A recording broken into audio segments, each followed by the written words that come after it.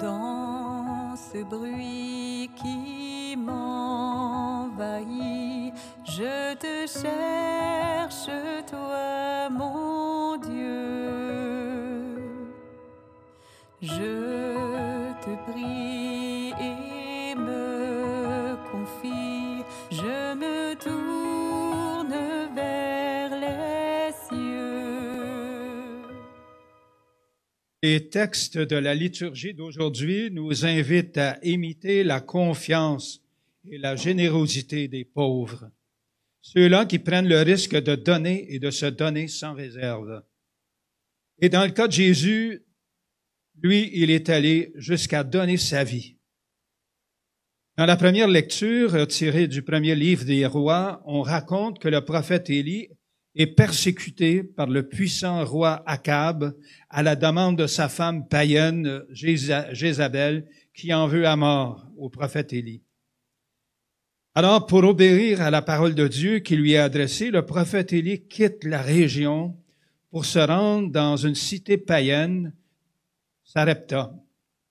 Il est envoyé vers une femme veuve à qui il demande à boire et à manger.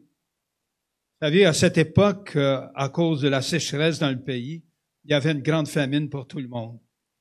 La femme veuve n'a presque rien, juste une très petite quantité de farine et un peu d'huile pour le dernier repas qu'elle dit, pour elle et pour son fils. Mais malgré sa situation de dénuement, elle obéit à la parole du prophète de Dieu, Élie, et lui offre généreusement tout ce qu'elle possédait. Le récit de l'Évangile de ce jour, lui, nous donne un autre exemple de cette générosité confiante. L'évangéliste Marc nous présente d'abord Jésus. Il dénonce l'hypocrisie des scribes, c'est ce qui est dit avant. Alors, cette hypocrisie des scribes, des pharisiens, qui soignent leur image de personnages respectables dans leur société, mais qui ne se gênaient pas pour exploiter les plus pauvres. Et puis, Marc enchaîne avec une autre histoire qui est en écho avec les pharisiens qui abusent moralement de la générosité des plus pauvres. C'est cette partie-là de l'Évangile que nous avons entendue.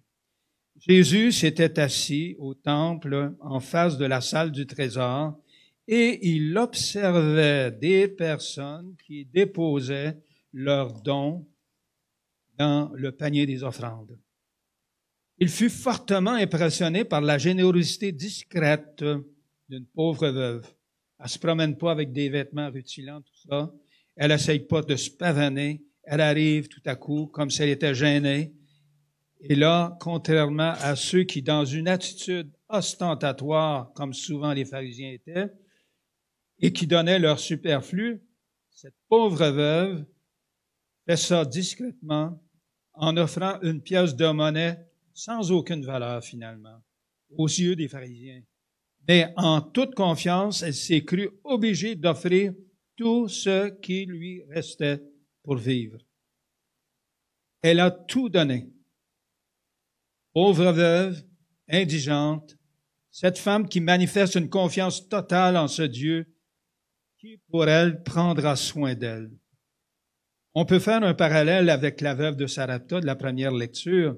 Elle fait confiance à la parole du prophète, se dépouille de ce qui lui reste, du nécessaire vital, quand le prophète lui dit « N'aie pas peur ». Et le texte continue à la fin, et là, tout à coup, on entend « Et pendant longtemps, pendant toute cette sécheresse, le prophète, elle-même, la veuve et son fils, eurent à manger. » Je reviens à Jésus et la pauvre veuve qui fait confiance en Dieu, qui veille sur elle. La situation de la veuve qui fait confiance a probablement amené Jésus à se rappeler sa propre situation d'homme qu'on va bientôt arrêter, qu'on va bientôt condamner. Il a dû alors se demander jusqu'où lui aussi aurait à faire totalement confiance à Dieu face au péril de sa mort prochaine.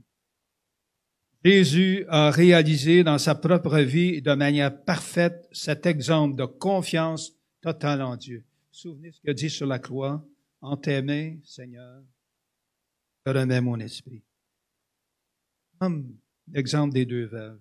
C'est comme s'il s'en inspirait. C'est ce que nous rappelle la deuxième lecture, où il est rappelé que pour sauver l'humanité, Jésus a offert rien de moins que sa propre vie sur la croix. Maintenant, dans notre monde d'aujourd'hui, l'égoïsme, les calculs basés sur les petits intérêts ou les grands intérêts personnels, les profits à tout prix sont souvent la seule motivation pour investir son argent. On a été témoin récemment d'une certaine élection chez nos voisins du Sud. L'exemple le plus parlant, c'est celui d'Elon Musk qui a distribué des millions de dollars vers la fin de la campagne électorale. C'était pas par geste de générosité. En tout cas, si vous le pensez, là, je pense que vous êtes dans l'erreur. Maintenant, il est collé sur Trump. Alors, les millions de dollars qu'il a distribués pour acheter des votes, je ne sais pas si maintenant il va distribuer des millions de dollars à ceux qui veulent sacrer droit des États-Unis. C'est ce que l'Évangile nous propose. Alors, va-t-il poser le même geste lors d'une prochaine catastrophe naturelle aussi, comme il y a eu en Floride, envers ses concitoyens, des gens qui payent des taxes, donc qui ne peuvent pas mettre dehors, et qui seront aussi des victimes? Alors nous, dans tout ça, demandons à Dieu la grâce de nous laisser interpeller par les exemples du Christ et de ces deux veuves, pour que nous apprenions chacune, la générosité de donner et de nous donner gratuitement pour le bien des autres.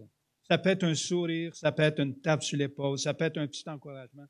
C'est deux petites piécettes, mais qui font bien du bien. En communiant tout à l'heure, communion à la générosité de Dieu qui nous a fait la promesse d'une terre nouvelle et de cieux nouveaux. Amen.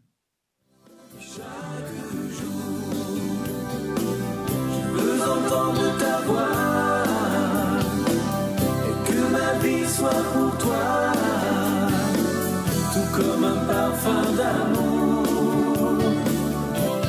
Chaque jour, je veux marcher dans tes voies, chaque instant, à chaque pas, et vivre de ton amour. Et chaque jour, je veux entendre ta voix et que ma vie soit pour toi, tout comme un parfum d'amour que je répands chaque jour. Je veux marcher dans tes voies, chaque instant, à chaque